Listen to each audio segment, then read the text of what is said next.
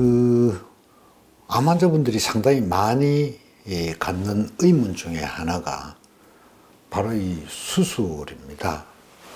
과연 이 수술이 암의 재발에 어떤 영향을 미치나 하는 의문을 갖는 경우가 상당히 많이 있습니다.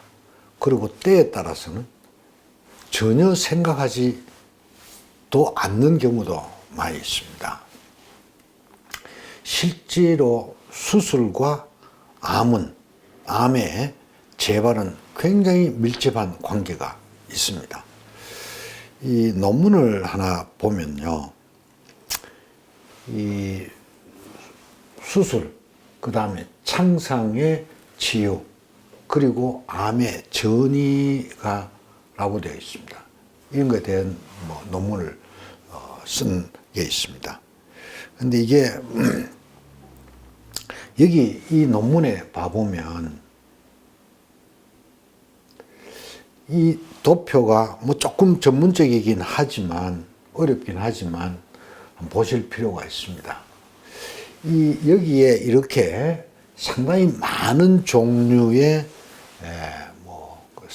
신호 전달 물질들이 나와 있습니다. 그리고 이것들이 이 창상을 치유하는데 각각 맡은 역할을 전부 다 적어놨습니다.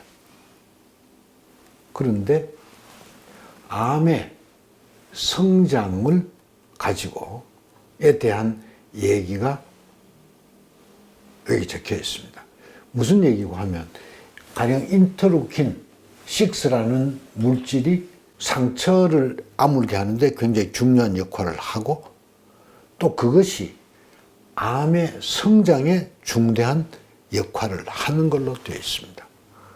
그러니까 여기에 들어있는 이 물질들은 창상치유뿐만 아니라 암의 성장에도 관여를 한다. 그렇기 때문에 이 수술하고 난 다음에 수술 회복기에 미세암 관리. 그러니까는 크게 눈에 보이는, 수술하는 경우에는 눈에 보이는 암은 다 드러냈습니다.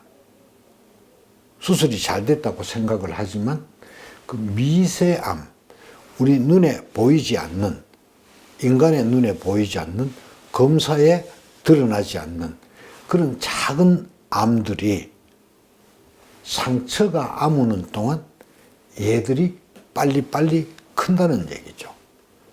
그래서 요즘은 아주 암이 많이 진행된 상태에서 수술을 하는 경우가 많지 않습니다. 그런데 1970년대 때만 해도 우리가 컴퓨터 촬영이나 이런 게 없었기 때문에 배속의 상태를 정확히 모릅니다. 가령 위암이 환자가 있는데 배속 상태를 정확히 모르기 때문에 최종 수술 여부는 개복을 하고 들여다보고 그쪽에서 암을 떼어낼 수 있을지 없을지를 결정을 하는 그런 시대가 있었습니다. 상당히 이제 암 진행도 많이 된 상태에서 그럴 때 열어보니까 암이 예상만보다 많이 진행이 돼서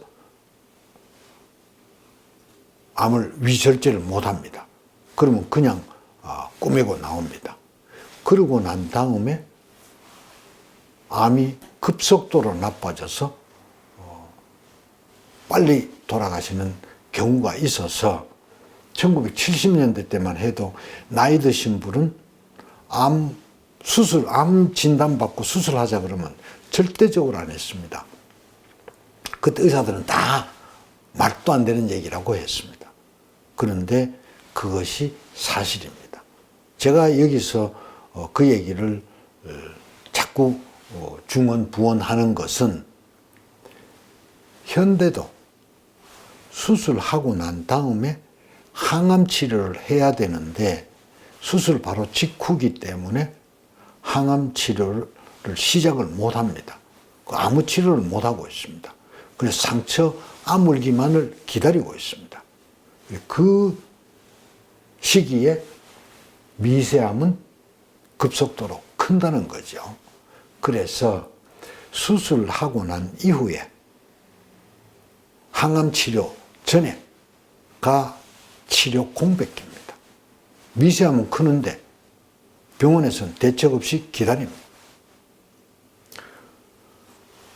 어떤 환자는 치료 전에는 분명히 3기였습니다. 수술하기 전에는.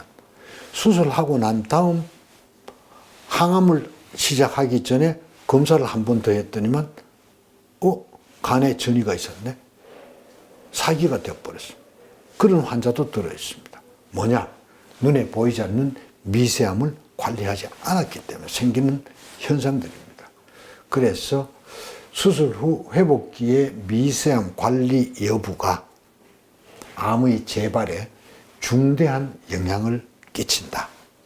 그렇기 때문에 수술하고 난 다음에 회복 기간에 면역 치료라든지 온열 치료라든지 이런 치료들을 적극적으로 시행해서 미세함 관리를 해주는 것이 암 재발을 줄이는, 막는 좋은 수단이 됩니다. 수술을 앞두고 계시는 암 환우 분께서는 이 장면을 꼭 기억해 주십시오. 매우 중요합니다.